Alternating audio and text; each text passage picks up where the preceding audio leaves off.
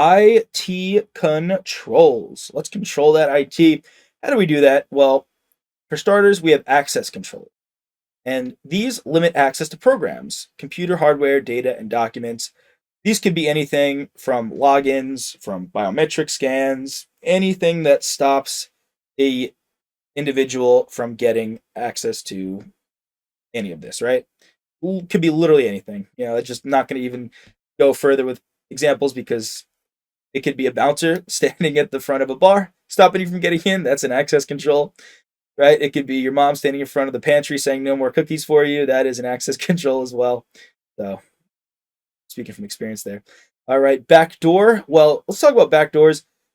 You could have a backdoor in the sense of a positive, like good thing, I'll call it. So, like, you're a programmer working for a company of no malicious intent here or anything, and you complete your program, and well, you're concerned you might get locked out somehow. So here's the, I mean, this isn't really how it looks on the internet because we like to visualize things because we're humans. Here's a tiny little back door, but here's the front end, right? Here's the whole website. And you're worried you might get locked out of the website. So you create this little back door. It's a little code that if you type in a secret password, think like a James Bond movie, if you get the little secret password, you get to sneak around back and get access to your website again. Now, if you are a hacker, you could possibly install a backdoor maliciously on someone's website, and then you wait a few weeks, and then when the time is right, you strike and you get access to their whole website. You take it over and you hold them ransom. So generally, this refers to access of the software or hardware of a computer system without being detected. The backdoor can be created by the developer themselves, so they can quickly and easily make changes, which is the good example, right?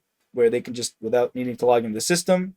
However, when we get to cybersecurity, it refers to any method by which authorized and unauthorized users are able to get a workaround for normal security measures and gain high-level user access, also known as root access, on a computer system, network, or software application, all building on that example I gave, right?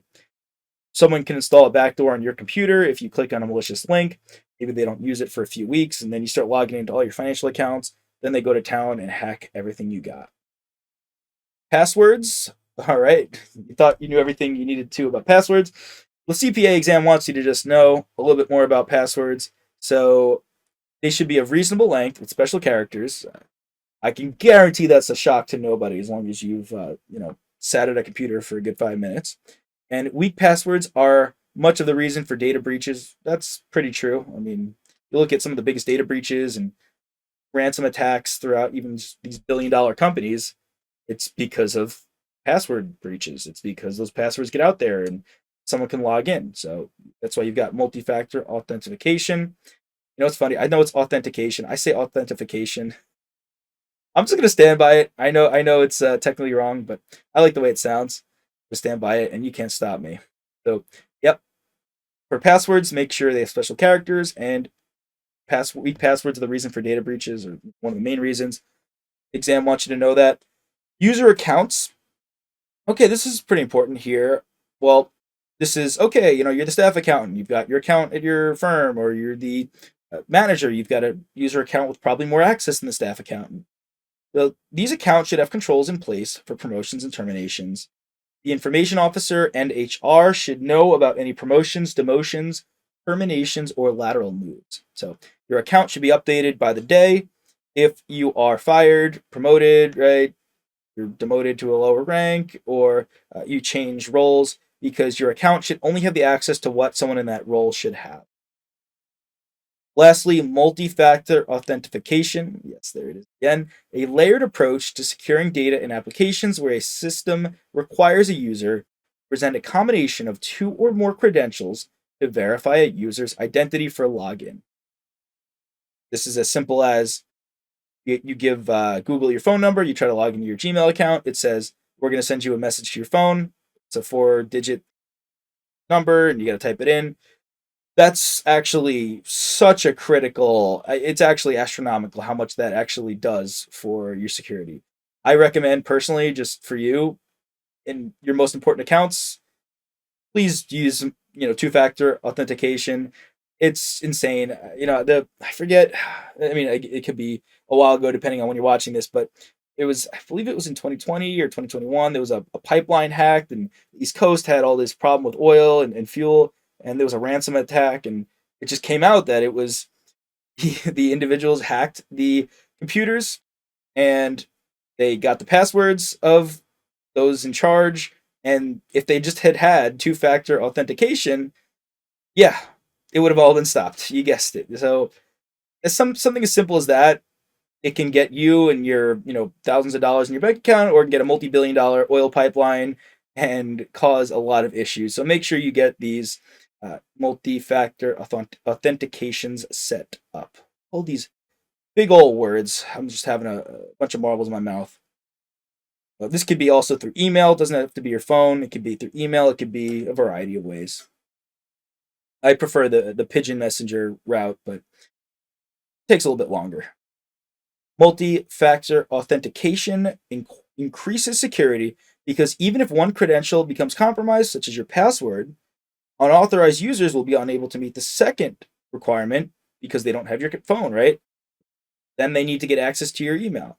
And it's pretty easy. I mean, I gotta say, it's just they just text you a quick little code to your email or your phone. It really, I mean, yes, IT security, as we mentioned before, it's balancing risk and reward, and it's like annoying that you have to deal with all this. But so you try to find the easiest ways to manage it, such as with this. It's not that big of a deal, and definitely do that for your company, for yourself, whatever it is, right? Because those individuals will not be able to access the targeted physical space, computing device, network, or database.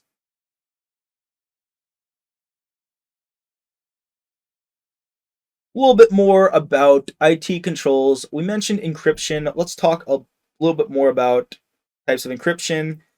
Well, symmetric encryption, this is, again, think of we're sending one email to someone else, email to someone, one person to another person, or a text to another person, or sending an encrypted file, like a bank statement you don't want anyone to see. This is a type of encryption where there's only one key. It's a secret key. Keep that key secret. It's used to both encrypt and decrypt electronic information. The entities communicating via symmetric encryption must exchange the key so that it can be used in the decryption process. Now, why is that important? Well, we'll see what we have asymmetric encryption. You'll see the difference there. Because this is unlike normal symmetric encryption, also known as public key cryptography. It's asymmetric. There are two separate keys. Symmetric encryption, there's one. I'm not going to even talk about how it works because it's not important for us on this exam, and I only am focusing on what's important for us.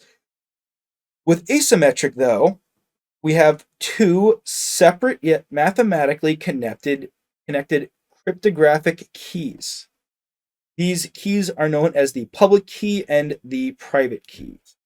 Any of you in crypto might be, oh, I kind of am familiar with those words. And yeah, I mean, it kind of is getting into that realm, but this exists pretty much everywhere, right? All throughout our IT space in the business world. You've got two keys. That's the difference here. Just be familiar with the differences between symmetric and asymmetric encryption. Pretty important.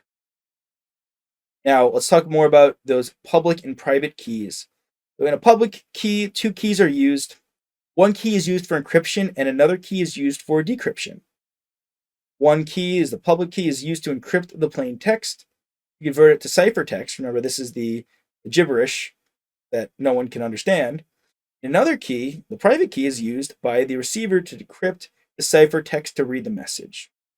I mean, really, like you can just think of this in all essence of, like, forget IT for a second. Just think if you've got like a code to decode the message you get, if it's in gibberish, this is the same process as if you sent someone a letter and they had to use a special key to decode it. Now we have private key, and the private key, the same key, the secret key is used for both the encryption and decryption. The key is symmetric because the only one key is copied or shared by another party to decrypt the ciphertext. It's faster than the public key cryptography, so that's a benefit of using private key. Lots of good old encryption talk going on here. Just keep going strong with it. Let's finish it out with public key infrastructure, PKI. This is a set of roles, policies, hardware, software, and procedures that are needed to create, manage, distribute, use, store, and revoke digital certificates and manage public key encryption. Some memorization based concepts here. Just get familiar with all these IT controls. Nothing out of the ordinary, right? Just read it again.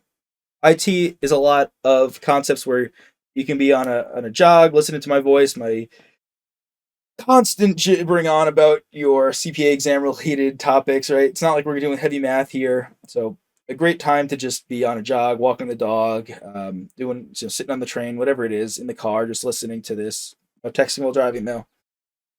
Yeah, let's keep moving along and you'll get this. It takes a little time, but that is a-okay. Hey there! Are you ready to not only pass your CPA exams, but truly understand and enjoy the material while studying? I know it seems impossible, right? Especially to enjoy the material?